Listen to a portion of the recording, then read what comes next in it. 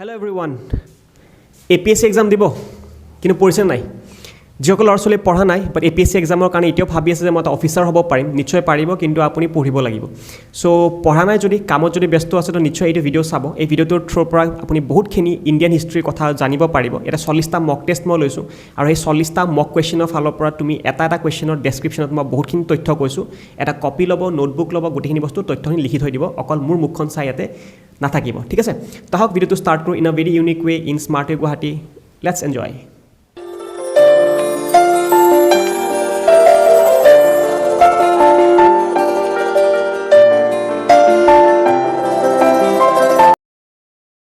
Okay guys, first question to amar itu hoy who led the salt satyagraha movement with Mahatma Gandhi. Mahatma Gandhi logot salt satyagraha movement to aru kune take part korisile. Actually moi horuke kisun kotha koi disu salt satyagraha movement or apunar duta aru naam asile eta apunar civil disobedience movement aru eta apuni Dandi march buli huna pabo sake. ঠিক আছে তো Mahatma Gandhi এই movement to start korisile apunar 12 মাৰ্চত 1930 চনত আৰু এই movement to গৈ পাইছিলে তেখেতে সেই প্লেস দাণ্ডি নামৰ ঠাইখিনিত আপোনাৰ গৈ পাইছিলে 5 এপ্ৰিল 1930 তো তেতিয়া কি হ'ল এই পাৰ্টিকুলাৰ জাৰ্নিটো তেতিয়া ষ্টাৰ্ট কৰিছিলে তেখেতে সাবৰমতি নিজৰ আশ্ৰমৰ পৰা ষ্টাৰ্ট কৰিছিলে আৰু গৈছিলে তেখেতে একচুৱেলি দাণ্ডি নামৰ ঠাইখিনিলৈকে তো এইটো 390 কিলোমিটাৰ যিটো জাৰ্নি আছিলে এই জাৰ্নিটোত মহাত্মা গান্ধীৰ লগত টেক পাৰ্ট বহুতবোৰ মানুহে কৰিছিলে তো এনেকৈ জানা মতে আমি 78 জন মানুহে টেক লগত পাৰ্টিসিপেট কৰিছিলে তো তাৰে ভিতৰত কোনজন ব্যক্তি ইয়াতে আছে যোনে মহাত্মা গান্ধীৰ লগত সেই particular salt Satyagraha মুভমেণ্টত tech part কৰিছিলে কিন্তু যদি হুটে এই পাৰ্টিকুলাৰ সল্ট সত্যাগ্ৰহ মুভমেণ্টটো মহাত্মা গান্ধী কেতিয়া সল্ট লটো ব্ৰেক কৰিছিলে তেনেহলে এনসাৰ হ'ব 6 এপ্ৰিল মনত ৰাখিব 6 এপ্ৰিল ৰাতিপুৱা 6:30 বজাত মহাত্মা গান্ধীয়ে আপোনাৰ সল্ট ল ব্ৰেক কৰিছিলে কিন্তু মহাত্মা গান্ধীয়ে দাণ্ডি গৈ পাইছিলে আপোনাৰ 5 এপ্ৰিল 1930 এটা দিন আগত তো তেনেহলে এনসাৰটো হ'ব আপোনাৰ সৰোজিনী নাইডু তো সৰোজিনী নাইডু আপোনাৰ এজন ব্যক্তি আছিল যোনে আপোনাৰ তাৰে ভিতৰত টেক পাৰ্ট কৰা মানুহ আছিল সল্ট সত্যাগ্ৰহ মুভমেণ্টত question number 2 in which of the following movement did Mahatma Gandhi make the first use of hunger strike Mahatma Gandhi hunger strike start কৰা পদ্ধতিটো আপোনাৰ কোনটো পাৰ্টিকুলাৰ মুভমেণ্টৰ পৰা তেখেতে ষ্টাৰ্ট কৰিছিলে আহমেদাবাদ ষ্ট্ৰাইক ৰলেট সত্যাগ্ৰহ নন কপাৰেশ্যন মুভমেণ্ট নে বাৰৌলি সত্যাগ্ৰহ 1928 তো কাৰেক্ট এনসাৰ হ'ব আপোনাৰ আহমেদাবাদ যেটো মিল ষ্ট্ৰাইক আছিলে তেতিয়াৰ পৰা আপোনাৰ ষ্টাৰ্ট কৰিছিলে প্ৰথমটো তেখেতৰ হাংগাৰ ষ্ট্ৰাইক আছিলে এইটো আচ্ছা লগতে কিছুমান কথা এই পাৰ্টিকুলাৰ আহমেদাবাদ ষ্ট্ৰাইকটো কিহৰ কাৰণে হ'ল আমি জানো যে 1917 চনত আমাৰ দেশখনত এটা মহামাৰী আৰম্ভ হৈছিলে সেই মহামাৰীটো আছিল মানে প্লেগ বেমাৰটো ঠিক আছে তো এই প্লেগ বেমাৰৰ কাৰণে আপোনাৰ কি হৈছিলে কি আপোনাৰ আহমেদাবাদৰ এটা কটন মিল ইণ্ডাষ্ট্ৰীত আপোনাৰ তেওঁলোকৰ মালিকে কৈছিলে যে তেওঁলোকক বোনাছ দিয়া যাব কিন্তু প্লেগ বেমাৰ খতম হোৱাৰ পিছতো তেওঁলোকৰ ফ্যামিলিক যেহেতু আপোনাৰ প্লেগ বেমাৰ আৰু হ'ল তেতিয়া মালিকবোৰে কৈছিল কি আমি ফ্যামিলিৰ কাৰণে বোনাছ প্ৰভাইড কৰিব নোৱাৰিম তো তেতিয়া ওয়াৰ্কাৰ বিলাকৰ মাজত এটা আপোনাৰ আন্দোলন ষ্টাৰ্ট হৈছিলে তেওঁলোকক যাতে বোনাছটো ইনক্ৰিমেন্ট কৰি দিব পাৰে ফ্যামিলি বিলাকৰো দেখভাল চোৱাৰ কাৰণে তেওঁলোকৰ ফালৰ পৰা তো তেতিয়া কি হ'ল মালিক বিলাকে নোকোৱা কাৰণে বা নিদিয়া কাৰণে আপোনাৰ ষ্ট্ৰাইক এটা আৰম্ভ কৰিব লগা হ'ল তেওঁলোকে আৰু এই ষ্ট্ৰাইকত মহাত্মা গান্ধীও টেক পাৰ্ট কৰিলে কাৰণ এইটো পাৰ্টিকুলাৰ তেওঁৰ নিজৰ হোম টাউনৰ পৰাই আছিলে তো মহাত্মা গান্ধীয়ে টেক পাৰ্ট কৰিলে আৰু মহাত্মা গান্ধীয়ে প্ৰথমবাৰৰ কাৰণে হাংগাৰ ষ্ট্ৰাইক ৱেপন হিচাপে ইউজ কৰিছিলে এই পাৰ্টিকুলাৰ ষ্ট্ৰাইকটোত তো আপুনি মনত ৰাখিব এইটো আহমেদাবাদ মিল ষ্ট্ৰাইক হ'ব লাগে 1918 চনত হৈছিলে এই পাৰ্টিকুলাৰ ষ্ট্ৰাইকটো নেক্সট আপোনাৰ from where did Acharya Vinoba Bhave start the individual satyagraha in 1940 এটা কি হৈছে একচুয়ালি কি আমাৰ তেতিয়াৰ সময়ত বহুতবোৰ মানুহে বা বহুতবোৰ আপোনাৰ ফ্ৰীডম ফাইটাৰ বিলাকে বেলেগ বেলেগ ঠাইৰ পৰা আপোনাৰ এটা মোৰ্চা বা বেলেগ বেলেগ ঠাইৰ পৰা তেওঁলোকে নিজৰ সত্যাগ্ৰহ ষ্টাৰ্ট কৰিব কাৰণ যেহেতু একেলগে যদি তেওঁলোকে ষ্টাৰ্ট কৰে তেতিয়া ব্ৰিটিছ বিলাকে তেওঁলোকক এৰেষ্ট কৰি লয় তো তেওঁলোকে এটা ডিসাইড কৰিলে যে আমি নিজৰ ঠাইৰ পৰা আমি পাৰ্টিকুলাৰলি এটা ইন্ডিভিজুৱেলি এটা সত্যাগ্ৰহ মুভমেণ্ট ষ্টাৰ্ট কৰিম সো দ্যাট ব্ৰিটিছ বিলাকে কিমান ঠাইৰ পৰা আমাকনো উঠাব পাৰিব বা আমাক জেলত ভৰাব পাৰিব হয়নে তো তেতিয়া আপোনাৰ প্ৰথমজন ব্যক্তি যোনে আপোনাৰ সত্যাগ্ৰহ ষ্টাৰ্ট কৰিছিলে সেইটো আছিল আপোনাৰ আচাৰ্য বিনোবা ভাবে ঠিক আছে তো তেখেতে কোনটো ঠাইৰ পৰা কৰিছে সেইটো আপোনাৰ সোধা গৈছে তো তেখেতে কৰিছিল আপোনাৰ পাওনাৰ মহাৰাষ্ট্ৰৰ পৰা কৰিছিলে এতে তিনজন ব্যক্তিৰ কথা মনত ৰাখিব আমাৰ আচাৰ্য বিনোবা ভাবে আপোনাৰ ফাৰ্স্ট আছিলে সেকেন্ডজন ইন্ডিভিজুৱেল সত্যাগ্ৰহৰ মানুহজন যদি সুধিলে তেনেহলে এনসাৰ হ'ব জৱাহৰলাল নেহৰু আছিলে আৰু থাৰ্ডজন আছিলে আপোনাৰ ব্ৰহ্মাদত্ত তো থাৰ্ডজন আছিলে আপোনাৰ ব্ৰহ্মাদত্ত এইটো কোৱেশ্চন এবাৰ আপোনাৰ ইউপিএসসি টো আহিছিলে কি থাৰ্ড ইন্ডিভিজুৱেল সত্যাগ্ৰহী কোন আছিলে তো এনসাৰ ব্ৰহ্মাদত্ত পৰিব answer number 4 which one of the following writings is not related to Mahatma Gandhi ইয়াৰ ভিতৰত কোনখন ৰাইটিং মহাত্মা গান্ধীৰ দ্বাৰা নচলিলে বা মহাত্মা গান্ধীৰ নহয় এখন তো তো প্ৰথম আপুনি জানে চাগে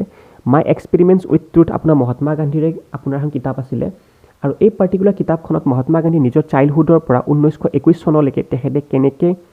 তেখেতৰ লাইফষ্টাইল কেনেকুৱা আছিল তো গোটেইখিনি বস্তু তথ্য তেখেতৰ আছিলে ইয়াতে 1921 চনলৈকে আৰু এই পাৰ্টিকুলাৰ কিতাপখন আপোনাৰ পাব্লিছ হৈছিলে 1927 চনত ঠিক আছে আৰু লগতে হাৰিজন এখন তেওঁৰ ফালৰ পৰা এটা পাৰ্টিকুলাৰ এখন নিউজ পেপাৰৰ ফালত এটা কাটিং আছিলে নিউজ পেপাৰ তেখেতে ষ্টাৰ্ট কৰিছিলে হাৰিজন বুলি য'ত হাৰিজন মানে কি হয় চিলড্ৰেন অফ দ্য গড আৰু তেওঁ এই পাৰ্টিকুলাৰ হাৰিজন বুলি কাক ডিনোট কৰিছিলে দলিতসকলক ডিনোট কৰিছিলে এইটো মনত ৰাখিব হলি ফেমিলি বুলি এনেকুৱা মহাত্মা গান্ধীৰ কোনো ৰাইটিং নাই তো এইখন কিতাপে আপোনাৰ একচুৱেলি পঢ়িব এনচাৰটো বাকী আপুনি জানে যে হিন্দ স্বৰাজ আপোনাৰ এখন কিতাপ আছিলে মহাত্মা গান্ধীৰ ফালৰ পৰাই এইখনৰ ইংলিছৰ ফুল ফৰ্ম হয় আপোনাৰ ইণ্ডিয়ান হোম ৰুল তো যেতিয়া ব্ৰিটিছে গম পালে এনেকুৱা ধৰণৰ কিতাপ এখন আমাৰ মহাত্মা গান্ধীয়ে লিখিছে বুলি তো তেতিয়া এই কিতাপখন পাব্লিছ হৈছিলে 1909 চনত আৰু ব্ৰিটিছাৰ্ছসকলে এই কিতাপখন আপোনাৰ বেন কৰি দিলে 1910 চনত তো এইখিনি কথাও মনত ৰাখিব তো এনেকুৱা ধৰণৰ কিতাপ আমাৰ মহাত্মা গান্ধীৰ ফালৰ পৰা নাছিলে দ্য হলি ফেমিলি এইখনে হ'ব আপোনাৰ এনচাৰটো কাৰণ নট সুধিছে আপোনাক question number 5 the book unto this last which influenced Gandhi was authorized by unto this লাষ্টৰ ওপৰত আপোনাৰ বহুতবোৰ কুৱেশ্যন আপুনি SSCটো দেখিছে চাগে আনটু দিছ লাষ্ট সেইখন কিতাপ হয় যিখন কিতাপ পঢ়ি পিনে মহাত্মা গান্ধীয়ে একচুৱেলি নন ভাইলেঞ্চিৰ ফালে গুচি গৈছিলে মানে নন ভাইলেণ্ট কিহৰ কাৰণে মানুহজন আছিলে because of the influence of this book তো এইখন কিতাপ একচুৱেলি কোনজন ৰাইটাৰৰ দ্বাৰা লিখা গৈছিলে সেইটো কুৱেশ্যন আপোনাক সুধিছে ইয়াতে তো কিতাপখন আছিলে জন ৰাস্কিনৰ দ্বাৰা নেক্সট আপোনাৰ মতিলাল নেহৰু আৰু Chittaranjan Das were the founders of which of the following party ইয়াৰ ভিতৰত কোনোবা এটা পাৰ্টিৰ মতিলাল নেহৰু আৰু আপোনাৰ চিত্তৰঞ্জন দাস ফাউণ্ডাৰ হয় তো আপোনাক সুধিছে কোনটো পাৰ্টিৰ ফাউণ্ডাৰ বেচিকেলি তেওঁলোক আছিলে আচ্ছা তেওঁলোকৰ ফাউণ্ডাৰ আছিলে আপোনাৰ স্বৰাজ্য পাৰ্টিৰ আন এটা নামো আছিলে সেইটো হয় আপোনাৰ কংগ্ৰেছ খিলাফত স্বৰাজ পাৰ্টি তো এতিয়া কি হ'ল এই পাৰ্টিকুলাৰ পাৰ্টিটো কিয় আহিব লগা হ'ল এই পাৰ্টিকুলাৰ পাৰ্টিটো আপোনাৰ আহিছিলে 1 জানুৱাৰী 1923 তো যদি সোধে স্বৰাজ পাৰ্টি কেতিয়া গঠন হৈছিলে তো 1 জানুৱাৰী 1923 আপোনাৰ গঠন হৈছিলে আচ্ছা যেহেতু আমাৰ ব্ৰিটিছাৰ্ছবিলাকে বিভিন্ন ধৰণৰ এক্টবোৰ আপোনাৰ পাৰ্লিয়ামেণ্টত পাছ কৰি থাকে তো তেতিয়া আমাৰ নেশ্যনেল ফাইটাৰ্ছবিলাকে ভাবিলে যে আমি যদি পাৰ্লিয়ামেণ্টত থাকিব পাৰোঁ তেনেহ'লে ব্ৰিটিছাৰ্ছবিলাকে চাগে এনেকুৱা ধৰণৰ এক্ট পাছ কৰিব নোৱাৰিব পাৰে কিন্তু আমি এইটো কথা পাহৰি গৈছিলোঁ যে পাৰ্টিকুলাৰ এক্টটো ৰখিবৰ কাৰণে বা ৰখাব লাগিলে আপোনাৰ মেজৰিটি থাকিব লাগিব সেই পাৰ্লিয়ামেণ্টত এনেকুৱা 10-12জনমান মানুহে গ'লে নহ'ব আপোনাৰ তো তেতিয়া স্বৰাজ নামৰ পাৰ্টিটো একচুৱেলি গ'লে আমাৰ পাৰ্লিয়ামেণ্টত কিন্তু তেওঁলোকৰ মেজৰিটি নাছিলে সেইকাৰণে তেওঁলোকে যিকোনো এক্ট যেতিয়া পাছ হয় ব্ৰিটিছৰ ফালৰ পৰা তো তেওঁলোকে ৰখাবও নোৱাৰিছিলে তো সেইটো কাৰণে কি হ'ল একচুৱেলি পিছত আকৌ 1935ত তেওঁলোকে আকৌ এই পাৰ্টিটো ভাঙিব লগা হ'ল আৰু তেওঁলোকে নিজৰ পেৰেণ্ট পাৰ্টি কংগ্ৰেছত আহিব লগা হ'ল ঠিক আছে next question number 7 Gandhi considered khadi as the symbol of গান্ধীয়েতো খাদীৰ আপোনাৰ যিটো প্ৰচলন ষ্টাৰ্ট কৰিছিলে ভাৰতবৰ্ষত ইণ্ডিয়ান ফ্ৰীডম মুভমেণ্টৰ টাইমতো আপুনি দেখিছে নন কপাৰেশ্যন মুভমেণ্টতো আমাৰ মেইন চিম্বল কি আছিলে খাদী আছিলে তো খাদী একচুৱেলি কিহৰ চিম্বল হয় এইটো দেখাইছে আপোনাক ইয়াতে কুৱেশ্যনটোৰ মতে আপোনাৰ এনচাৰ হ'ব ইকনমিক ইণ্ডিপেণ্ডেঞ্চ নেক্সট আপোনাৰ the round table conference at London made the decision of round table conference যে আপোনাৰ লণ্ডনত হৈছিলে তো সেইটো একচুৱেলি কিহৰ কাৰণে পাতিছিলে আপোনাৰ সেইটো সোধা গৈছে আচ্ছা যিসকলে নাজানে ৰাউণ্ড টেবল কনফাৰেঞ্চৰ কাৰণে মই অলপমান কথা কৈ দিছোঁ ৰাউণ্ড টেবল কনফাৰেঞ্চ আমাৰ ব্ৰিটিছৰ ফালৰ পৰা তিনিবাৰ হৈছিলে 1930 চনত হৈছিলে 1931 চনত হৈছিলে আৰু 1932 চনত হৈছিলে ঠিক আছে 1930 চনৰ আৰু 31 চনত যদি সোধে কি কোনজন ভাইচৰয় টাইমত আছিলে তো তেনেহ'লে এইটো ইৰউইনৰ টাইমত আছিলে লৰ্ড ইৰউইনৰ টাইমত প্ৰথমটো ৰাউণ্ড টেবল কনফাৰেঞ্চ আৰু ছেকেণ্ডটো ৰাউণ্ড টেবল কনফাৰেঞ্চ তেখেতৰ টাইমত আছিলে কিন্তু যদি সোধে কি আপোনাৰ থাৰ্ড ৰাউণ্ড টেবল কনফাৰেঞ্চত কোনজন ভাইচৰয় আছিলে তেনেহ'লে আপোনাৰ উইলিংডন হ'ব এনচাৰটো ঠিক আছে কাৰণ আমি জানো যে ইৰউইন আমাৰ ভাইচৰয় আছিলে 1926 চনৰ পৰা 1931 চনলৈকে ঠিক আছে আৰু উইলিংডন আমাৰ ভাইচৰয় আছিলে 1931 চনৰ পৰা 1937 চনলৈকে তো এইখিনি কথা যদি জানিব আপুনি তেনেহ'লে আপুনি গম পাব কি ৰাউণ্ড টেবল কনফাৰেঞ্চৰ টাইমত কোন কেইজন ভাইচৰয় আছিলে তো এতিয়া আপোনাক সুধিছে কি ৰাউণ্ড টেবল কনফাৰেঞ্চ কিহৰ কাৰণে আছিলে আমাৰ এখন ফিউচাৰৰ কনষ্টিটিউশ্যন বনাবৰ কাৰণে আপোনাৰ সকলোবোৰ নেশ্যনেল পাৰ্টিবিলাকক আমাৰ ইনভাইট কৰিছিলে লণ্ডনত য'ত আমাৰ INCও টেক পাৰ্ট কৰিছিলে আপোনাৰ মুছলিম লীগো টেক পাৰ্ট কৰিছিলে ডিপ্ৰেছ ক্লাছবিলাকো টেক পাৰ্ট কৰিছিলে উমেন পাৰ্টিচিপেণ্টৰ ফালৰ পৰা আপোনাৰ সৰোজিনী নাইডুক দেখা পাইছিলে তো এনেকুৱা ধৰণৰ বহুতবোৰ ব্যক্তি আছিলে যোনে ৰাউণ্ড টেবল কনফাৰেঞ্চত গৈছিলে তো সেইটো কিহৰ কাৰণে গৈছিলে এখন আমাৰ ফিউচাৰ আমাৰ কনষ্টিটিউশ্যন লাগে তো সেইখনৰ ডিছকাশ্যন কৰিবৰ কাৰণে ৰাউণ্ড টেবুল কনফাৰেঞ্চ আপোনাৰ হৈছিলে বাট এইটো আপোনাৰ ছাকচেছফুল নহ'ল তো এনেকৈ আপোনাৰ 3বাৰ ৰাউণ্ড টেবুল কনফাৰেঞ্চ আপোনাৰ বিফল হ'ল বা ফেইল হ'ল আপোনাৰ নেক্সট আপোনাৰ India wins freedom is the autobiography of India wins freedom কোনজন মানুহৰ অট'বায়োগ্ৰাফি হয় আপোনাৰ তো এইটো এনচাৰ হ'ব আপোনাৰ আবুল কালাম আজাদ ঠিক আছে আৰু যিসকলে আবুল কালাম আজাদৰ কথা নাজানে তো জানিব লাগে যে তেখেত আমাৰ ভাৰতবৰ্ষৰ প্ৰথমজন এডুকেশ্যন মিনিষ্টাৰ আছিলে তো first education minister of India কোন হ'ব তেনেহ'লে এনচাৰ হ'ব আপোনাৰ আবুল কালাম আজাদ আৰু লগতে আবুল কালাম আজাদৰ পষ্টহুমাছলি 1992ত আপোনাৰ ভাৰত ৰত্নও দিয়া গৈছিলে ঠিক আছে তো এইখিনি কথাও মনত ৰাখিব আবুল কালাম আজাদৰ ফালৰ পৰা নেক্সট আপোনাৰ in which city of South Africa was Mahatma Gandhi beaten up and thrown off the pavements by the white people okay Mahatma Gandhi যেতিয়া আপোনাৰ ব্ৰিটেইনত আছিলে আপোনাৰ তেখেতে 1893ৰ পৰা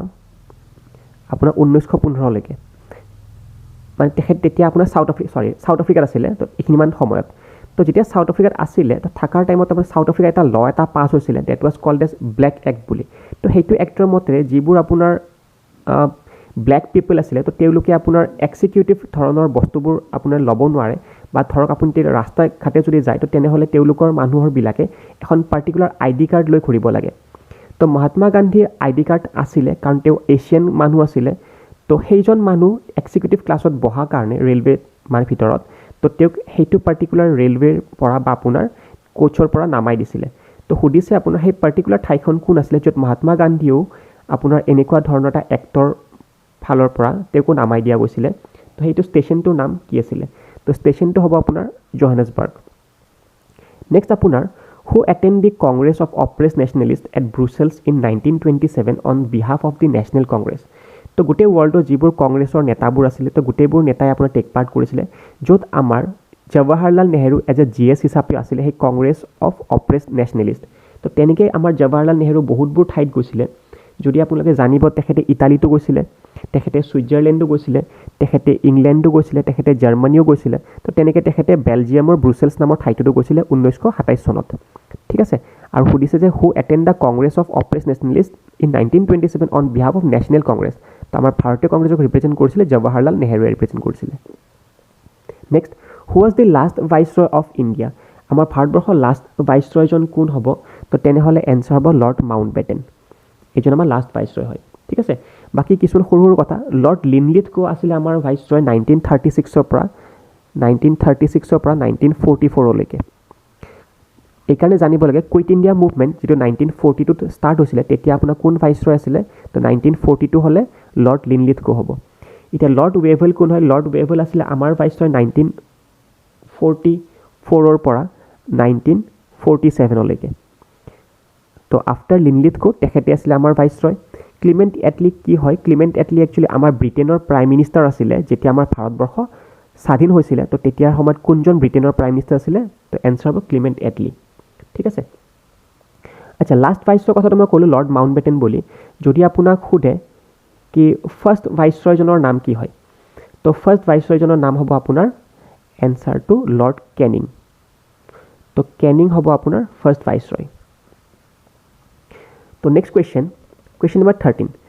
the Swarajya party was formed following the failure of এতিয়া স্বৰাজ্য পাৰ্টিটো আপোনাৰ কিহৰ কাৰণে ফৰ্ম হ'ব লগা হ'ল তো স্বৰাজ্য পাৰ্টিটো আপোনাৰ 1923ত ফৰ্ম হৈছিলে তো আপুনি এতিয়া গেছ কৰিব লাগিব কি পাৰ্টিকুলাৰ 1923ৰ আগত এনেকুৱা কিনো বস্তু ফেইল হ'ব পাৰে চিভিল ডিছঅবিডিয়েঞ্চ মুভমেণ্ট মই ক'লোঁ অলপ আগতে কি 1930ত আছিলে তো ডেফিনেটলি এইটো কাৰণটো হ'ব নোৱাৰে কুইট ইণ্ডিয়া মুভমেণ্ট 1942ত আছিলে এইটোতো পিছতহে হৈছিলে তো ডেফিনেটলি এইটো কাৰণ হ'ব নোৱাৰে চম্পাৰণ সত্যাগ্ৰহ আপোনাৰ ফেইল হোৱা নাছিলে চম্পাৰণ সত্যাগ্ৰহ 1917ত আপোনাৰ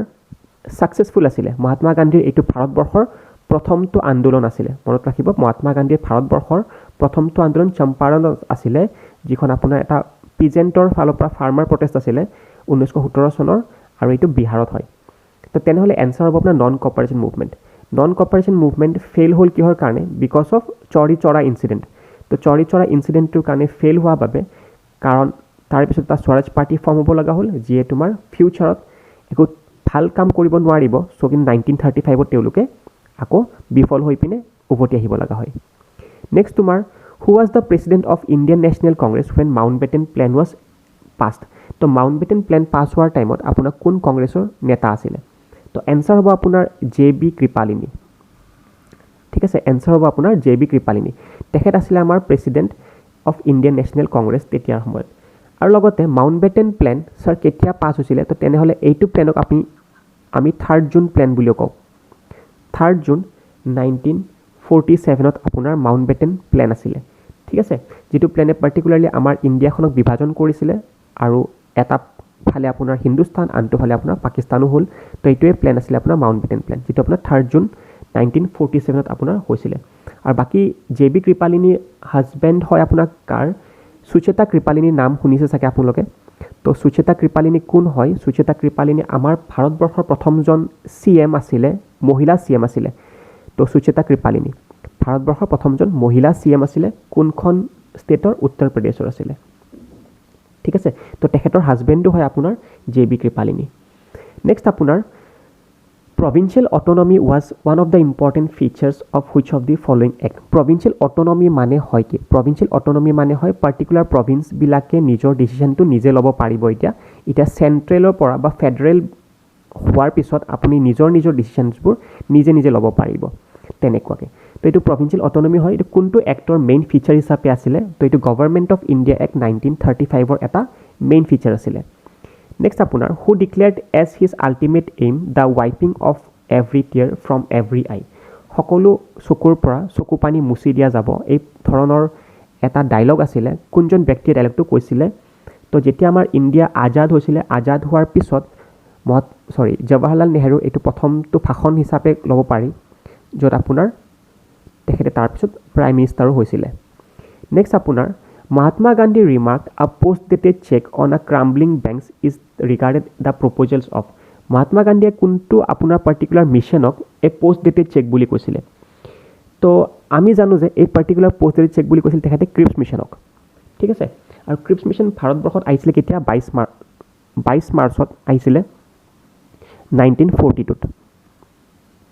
আৰু তেওঁলোক আসলে কেতিয়ালৈকে 12 এপ্ৰিল 1942 লৈকে আছিলে ওকে এটা পাৰ্টিকুলাৰ এই মিশনটো কিয় আহিব লগা হ'ল আমি এটা কথা আৰু জানো যে 1939 ৰ পৰা 1945 লৈকে এটো আপুনি ওয়াৰ্ল্ড ওয়াৰ 2 10 হয় তো ওয়াৰ্ল্ড ওয়াৰ 2 ত আপোনাৰ ব্ৰিটেইন সকলৰ পৰিস্থিতি বৰ বেছি ভাল নাছিলে তো নথকা কাৰণে তেওঁলোকে আমাৰ ইণ্ডিয়াৰ হেল্প খুজিব আহিছিলে সো কলে যে যদি ইণ্ডিয়াই আমাক ওয়াৰ্ল্ড ওয়াৰ 2 ত সহায় কৰে তেনেহলে হয়তো আহি থকা সময়ত আমি ইণ্ডিয়াক ইন্ডিপেন্ডেন্সও দিব পাৰিম তো মহাত্মা গান্ধীয়ে কলে কি যিখন ঠাইৰ নিজৰে দুৰৱস্থা চলি আছে তেওঁলোকে আমাক ইন্ডিপেন্ডেন্সটো কেনেকৈ দিব তো সেইকাৰণে তেখেতে কলে যে এইটো এটা পজিটিভ চেকৰ নিচিনা হয় আমি ইয়াতে লুফ কৰিব নালাগে কাৰণ তেওঁলোক নিজে এতিয়া দুৰৱস্থা চলি আছে হয়তো তেওঁলোকে জিকাৰ পিছত আমাৰ সহায়টো পোৱাৰ পিছত হয়তো তেওঁলোকে পিছুৱাইও যাব পাৰে এনেকুৱা মতামত নকৰাই ভাল সেইকাৰণে একচুয়ালি তেওঁলোকে পাৰ্টিকুলাৰ এইটোত সাপোৰ্ট কৰা নাছিল আৰু ক্ৰিপছ মিশন আমাৰ ভাৰতবৰ্ষত ফেল হৈছিলে আচ্ছা যদি খুদে কি ক্ৰিপছ মিশন কোনে আনিছিলে তো সাৰ ষ্টেফাৰ্ড ক্ৰিপছ হ'ব এনসাৰটো ঠিক আছে সাৰ ষ্টেফাৰ্ড ক্ৰিপছ হ'ব এনসাৰটো সেই কাৰণে এইটো মিশনৰ নাম ক্ৰিপছ মিশন আছিলে নেক্সট আপোনাৰ আন্ডাৰ হুজ leadership was the Congress Socialist Party formed Congress Socialist Party কিহৰ কাৰণে ফৰ্ম হ'ব লাগিল যিসকল কংগ্ৰেছ নেতা মহাত্মা গান্ধীৰ আসৰ বা মহাত্মা গান্ধীৰ হয়তো নিয়ম নীতিবোৰ ভাল নাপাইছিলে বা মহাত্মা গান্ধীৰ বিৰুদ্ধে আছিল তো তেওঁলোকে এটা নিজাবগীয়াকৈ পাৰ্টি ফৰ্ম কৰিছিলে 1936 চনত আৰু সেই পাৰ্টিটোৰ নাম হয় কংগ্ৰেছ ছ'চিয়েলিষ্ট পাৰ্টি তো সুধিছে আপোনাক এইটোৱে যে মহাত্মা গান্ধীৰ নিয়ম নীতিবোৰ ভাল নাপাই পিনে যোনে এই পাৰ্টিটো খুলিছিলে তেখেতৰ নাম কি আছিল তো এইটো হ'ব এনসাৰ আপোনাৰ আচাৰ্য নৰেন্দ্ৰ দেৱ আৰু জয়প্ৰকাশ নাৰায়ণ জয়প্ৰকাশ নাৰায়ণৰ আমি আন এটা নামো জানো তেখেতক পিপলছ হিৰো বুলিও কয় এইটো তেখেতৰ এটা নিকনেমো হয় পিপলছ হিৰো এইটো মনত ৰাখিব ওকে নেক্সট আমি এতিয়া কোৱেশ্চন নম্বৰ হ'ব 19 Gandhiji's movement of boycotting the foreign goods aimed at আমি যে ফৰেন গুডছবোৰ বয়কট কৰিছিলোঁ একচুৱেলি কিহৰ কাৰণে কৰিছিলোঁ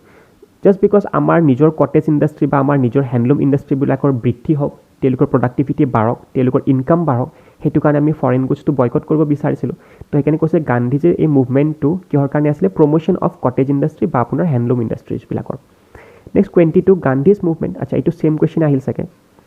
বাৰু নেক্সট কুৱেশ্যনটো যাওঁ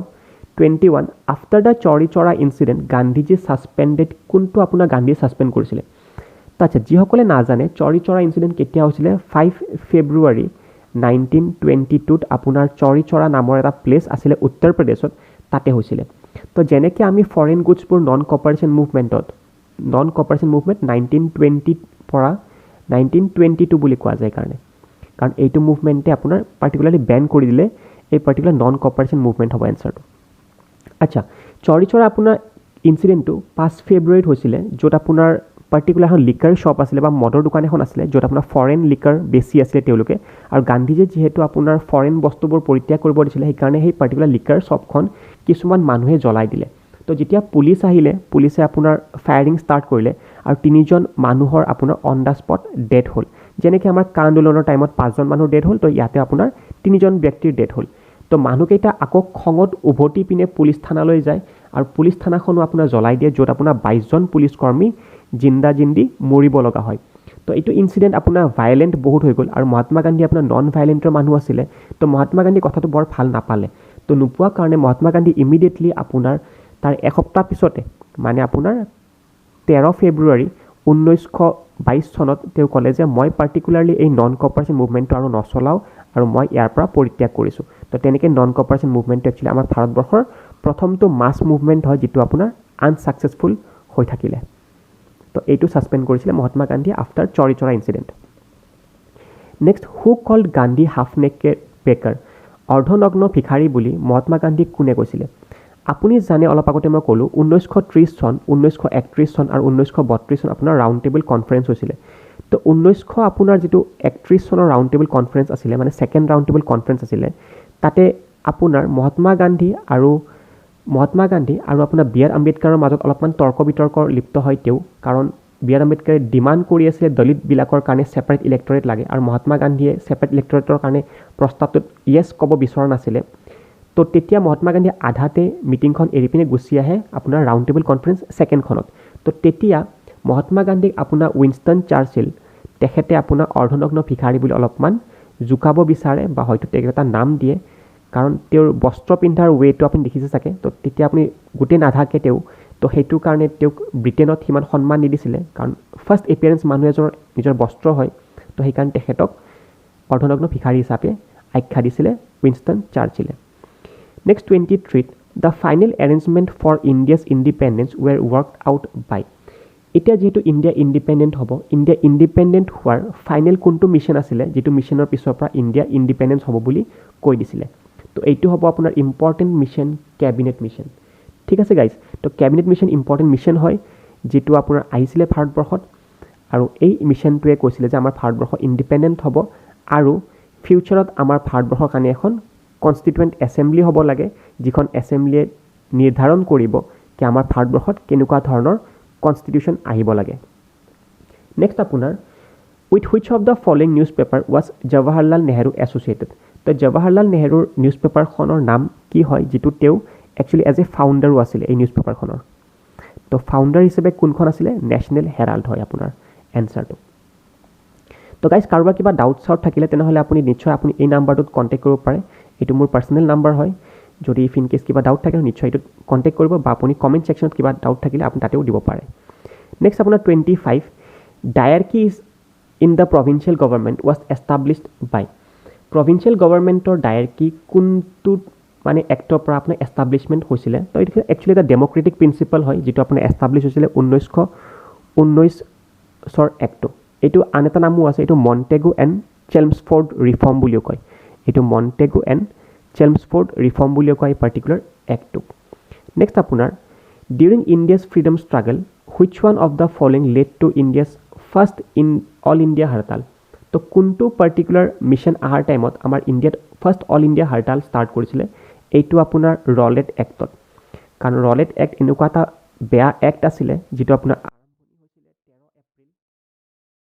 1919 চনত মানে আজিৰ পৰা অলমষ্ট 100 বছৰ আগৰ কথা তো এইটো আৰম্ভণি হৈছিলে য'ত আপোনাৰ যদি কোনোবা ব্যক্তিয়ে আপোনাৰ কিবা নেশ্যনেল মুভমেণ্টত জড়িত থাকে আৰু তেওঁক যদি ব্ৰিটিছে এৰেষ্ট কৰে তেনেহ'লে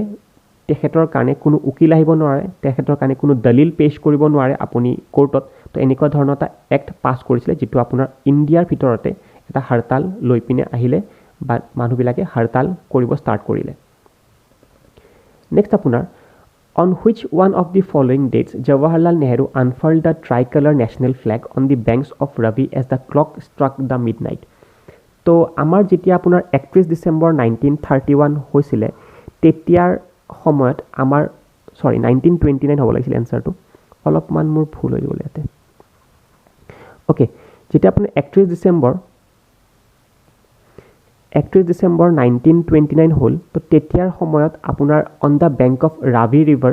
আমাৰ জৱাহৰলাল নেহৰুৱে প্ৰথমবাৰৰ কাৰণে ইণ্ডিয়ান ফ্লেগখন আপোনাৰ হোষ্ট কৰিছিলে আৰু কৈছিলে যে আহি থকা 26 জানুৱাৰী 1930ত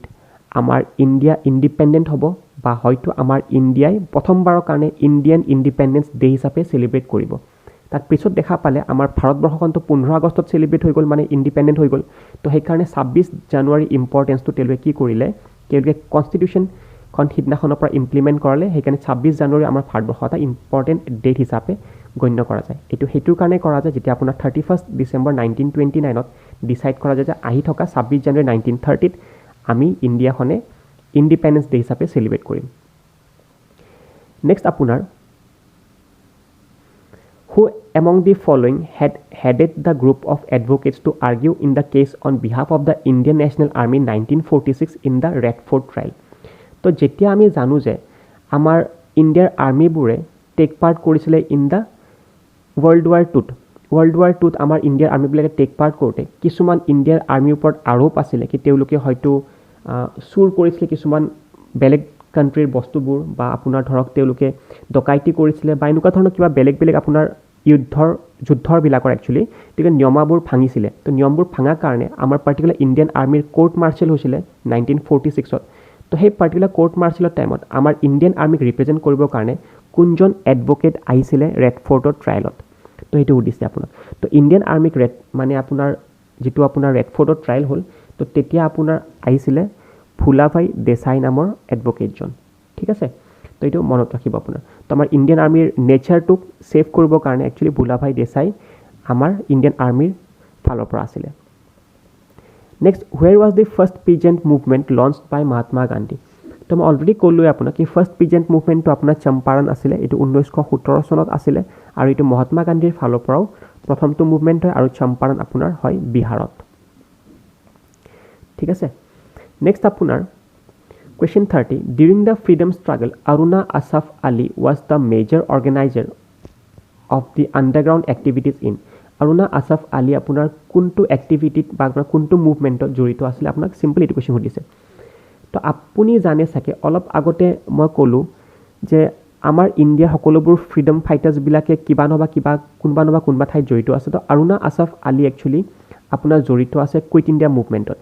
কিহৰ কাৰণে? কুইট ইণ্ডিয়া মুভমেণ্ট আপোনাৰ যেতিয়া আৰম্ভণি হৈছিলে 9 আগষ্টত আৰম্ভণি হৈছিলে, আৰু ৰেজলিউশ্যন পাছ হৈছিলে আপোনাৰ 8 আগষ্টত আমাৰ INCৰ ফালৰ পৰা। তো INCৰ ফালৰ পৰা 8 আগষ্টত পাছ হৈছিলে, আৰু 9 আগষ্টৰ পৰা কুইট ইণ্ডিয়া মুভমেণ্ট গোটেই ইণ্ডিয়াত ষ্টাৰ্ট হৈছিলে। ঠিক আছে, তো সেই 9 আগষ্টতে আমাৰ অৰুণা আছফ আলীয়ে প্ৰথমজন এনেকুৱা মহিলা আছিলে যোনে আপোনাৰ ইণ্ডিয়ান ফ্লেগখন হোষ্ট কৰিছিলে আমাৰ because of the quit India movement launch হোৱা বুলি। ঠিক আছে, আৰু লগতে মনত ৰাখিব লাগে 1997 চনত অৰুণা আছফ আলীক ভাৰত ৰত্নৰে নৱাজি দিছিলে আপোনাক 1997 চনত। ঠিক আছে, তো এজন ফ্ৰীডম ফাইটাৰো আপোনাৰ ভাৰত ৰত্ন পাইছে 1997 চনত। হু was the governor general of India during the launch of civil disobedience movement? তো 1930 আছিলে চিভিল ডিছঅবিডিয়েঞ্চ মুভমেণ্ট। আপুনি অলপ আগতে শুনিছে চাগে কি মই কৈছিলোঁ 1926ৰ পৰা 1931লৈকে আপোনাৰ লৰ্ড ইৰবিন আছিলে। তো এনচাৰ কি হ'ব লাগে? ইৰবিন হ'ব আপোনাৰ এনচাৰটো। Next, who prescribe the separate electorates for India on the basis of communal award in 1932? তো এতিয়া কমিউনেল এৱাৰ্ডৰ ফালৰ পৰা কোনে আপোনাৰ একচুৱেলি এইটো প্ৰেছক্ৰাইব কৰিলে ছেপাৰেট ইলেক্টৰেট পাব বুলি? তো যেতিয়া আপুনি গম পালে যে মহাত্মা গান্ধী আপোনাৰ ছেকেণ্ড ৰাউণ্ড টেবল কনফাৰেন্সৰ পৰা আধাতে উঠি আহে আৰু থাৰ্ড ৰাউণ্ড টেবল কনফাৰেন্সত তেখেতে নাযায়, তো ছেকেণ্ড ৰাউণ্ড টেবল কনফাৰেন্সত এটা ডিচিশ্যন লোৱা গ'ল কি কমিউনেল এৱাৰ্ড বা আপোনাৰ দলিত বৰ্গবিলাকেও ছেপাৰেট ইলেক্টৰেট পাব, যিটো মহাত্মা গান্ধীৰ বিৰুদ্ধে আছিলে।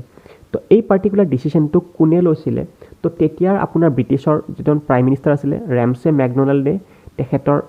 পাৰ্লিয়ামেণ্টত এইটো ঘোষণাও কৰিছিলে যে আহি থকা সময়ত দলিত বৰ্গৰ মানুহবিলাকেও কমিউনেল এৱাৰ্ড বা আপোনাৰ ছেপাৰেট ইলেক্টৰেট পাব আৰু এইটো ডিচিজন 1932 আগষ্টৰ মাহত লোৱা গৈছিলে নেক্সট আপোনাৰ which one of the following slogans is attributed to Subhash Chandra Bose Subhash Chandra বোসে ইয়াৰ ভিতৰত কোনটো শ্লোগান ষ্টাৰ্ট কৰিছিলে জয় জৱান জয় কিষাণ বন্দে মাতৰম জয় হিন্দ আৰু ইনকিলাব জিন্দাবাদ তো আপোনাৰ জয় জৱান জয় কিষাণটো আপোনাৰ জানে সকলোৱে লাল বাহাদুৰ শাস্ত্ৰীয়ে কৰিছিলে ঠিক আছে বন্দে মাতৰমটো আপোনাৰ আৰম্ভণি হৈছিলে স্বদেশী মুভমেণ্টৰ টাইমত যেটো জয় হিন্দ আছিলে এইটো আপোনাৰ সুভাষ চন্দ্ৰ বোসৰ ফালৰ পৰা আছিলে হয়নে আৰু বাকি ইনকিলাব জিন্দাবাদটো আপুনি জানিব লাগে এইটো আপোনাৰ মৌলানা হযৰত মোহানিয়ে আৰম্ভ কৰিছিলে মৌলানা হযৰত মোহানিয়ে ষ্টাৰ্ট কৰিছিলে কিন্তু এই পাৰ্টিকুলাৰ শ্লোগানটো আপুনি বেছি পপুলাৰলি কোট শুনিছে যেতিয়া আমাৰ ভগত সিঙে ষ্টাৰ্ট কৰিছিলে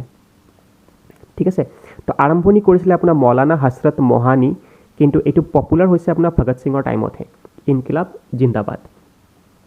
নেক্সট আপোনাৰ 34 who was the first women president of Indian National Congress তো ইণ্ডিয়ান নেশ্যনেল কংগ্ৰেছৰ প্ৰথমজন মহিলা প্ৰেসিডেন্ট কোন আছিলে তো এইটো এনি বেসেণ্ট হ'ব এনসাৰটো যিসকলে এনসাৰটো সৰোজিনী নাইডু ভাবি আছে সৰোজিনী নাইডু তেতিয়া হয় যেতিয়া আমাৰ কুৱেশ্যনটোত ক'লে হয় who is the first Indian women national কংগ্ৰেছৰ প্ৰেসিডেন্ট ইণ্ডিয়ান ওমেনৰ যদি সোধে কি নেশ্যনেল প্ৰেসিডেন্ট প্ৰথমজন কোন আছিলে এটা সৰোজিনী নাইডু হ'ব এনসাৰটো কিন্তু যদি আপোনাৰ ইণ্ডিয়ান ওমেন নকয় নৰ্মেলি আপোনাৰ ওমেন প্ৰথমজন বুলি কয় তেনেহ'লে আপোনাৰ এনি বেসেণ্ট হ'ব তেখেত আপোনাৰ আয়াৰলেণ্ডৰ পৰা আছিলে নেক্সট আপোনাৰ during whose tenure as the viceroy of India were the great martyrs of Bhagat Singh Rajguru and Sukhdev এতিয়া ভগত সিং ৰাজগুৰু আৰু সুখদেৱৰ টাইমত আমাৰ ভাইসৰয় কোন আছিলে যেতিয়া তেওঁলোকক ফাঁচি দিয়া গৈছিল তো ভগত সিং ৰাজগুৰু সুখদেৱক কেতিয়া ফাঁচি দিছিলে তেতিয়া হ'ল আপোনাৰ 23 মাৰ্চ